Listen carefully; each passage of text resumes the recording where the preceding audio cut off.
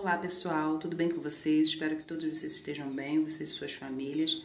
Hoje eu vou explicar para vocês e corrigir também a atividade das if clauses, das orações que tem o if no início, né? Que a gente pode chamar denominar de zero condicional, primeira condicional, terceira condicional, segunda e terceira, né? Nós vamos ver todas elas aqui agora, ok?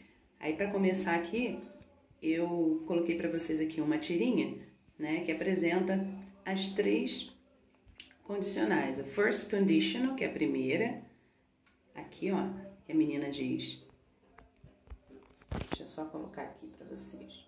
If I study, I will pass.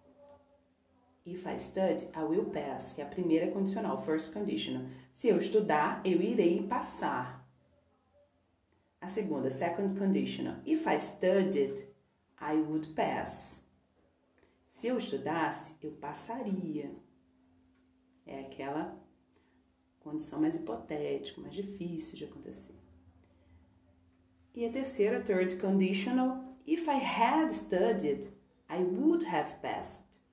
Olha o desespero da menina, carinha. Se eu tivesse estudado, eu teria passado. Essa é aquela condicional quando você já está se arrependendo do que você fez. Não fez, na verdade, né? Então, vamos começar. Então, eu preparei um material aqui para vocês. Começa assim, ó. As if clauses em inglês são as orações condicionais, utilizadas em diversas situações, sempre vêm acompanhadas pelo termo if. Pode ser o if, pode ser o unless também, que nós vamos ver mais a seguir aqui. Elas são empregadas para falar de planos futuros, de situações prováveis ou improváveis de acontecerem, ou mesmo de escolhas que foram feitas no passado. São formadas por duas sentenças, a if clause, que é a oração condicional, aquela oração que vem com o if, e a main clause, que é a oração principal, que é a oração que vem depois da vírgula. Ou seja, uma oração subordinada e outra principal, como a gente estuda em português, ok?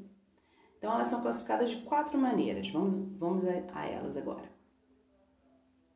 Zero conditional, que é a condicional zero, indica fatos verdadeiros que ocorrem com frequência e ainda é empregada para dar ordens. Sua formação é if plus simple present plus simple present. Então, você vai ter o if, vai ter um verbo no presente e o outro no presente também. Nós temos exemplos aqui, ó. If I study a lot, I get tired.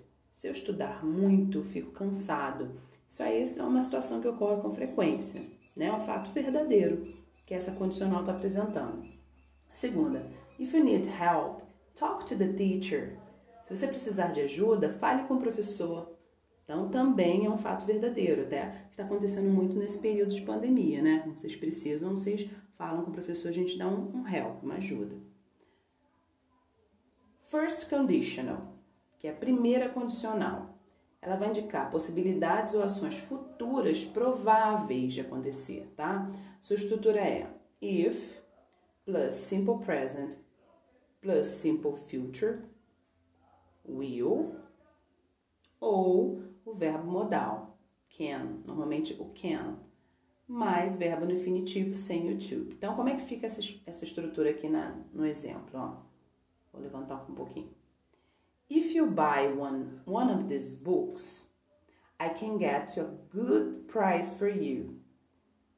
Se você comprar, olha aqui, o if, o verbo no presente, ó. Se você comprar um desses livros, eu posso, ó, o modal can aqui, ó, conseguir um bom preço para você. Então, isso é uma if clause que expressa uma ação muito provável de acontecer. Ok? Futura, uma ação futura muito provável de acontecer. Segundo exemplo. If I go to London, ó, go aqui no simple present, verbo no presente. I will, ó, simple future com will. Buy, o verbo buy, né, o verbo no infinitivo sem o to. An English guidebook. Então, se eu for a Londres, eu comprarei um guia de inglês. Grande probabilidade de acontecer, certo? Continuando. Second conditional, que é a segunda condicional, indica situações pouco prováveis ou que podem até serem irreais no futuro, tá? São aquelas difíceis de acontecer, pouco prováveis.